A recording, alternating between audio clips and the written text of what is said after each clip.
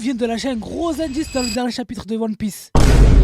Attention, spoiler. Dans le dernier chapitre de One Piece, on voit Imu parler au doyen. Et honnêtement, c'est l'un des personnages les plus étranges que j'ai vu dans One Piece.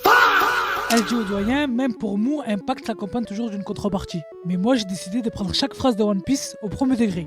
What? Et là, j'ai pensé à la théorie de Teach. La théorie dit qu'il a 3 personnalités. Et si Imu avait aussi des personnalités? Et s'il y avait Imu et Mu, avec 2 fruits du démon? What the f?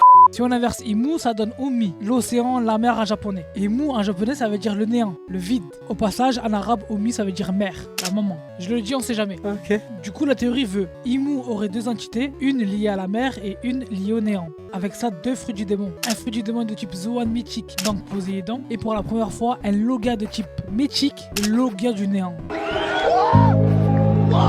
On oublie souvent un détail dans One Piece. Cavendish a un démon en lui. Quand le démon prend le contrôle, il a les yeux blancs. Et quand il lutte contre le démon, il a les mêmes yeux que Mihawk, comme Imu. Et ça, Oda ne le fait jamais au hasard. J'ai l'impression que Oda nous laisse beaucoup d'indices au fur et à mesure que l'histoire avance. C'est à nous de le rechercher comme un trésor. Dites-moi ce que vous en pensez dans les commentaires, je répondrai en vidéo. Et si t'aimes One Piece, abonne-toi.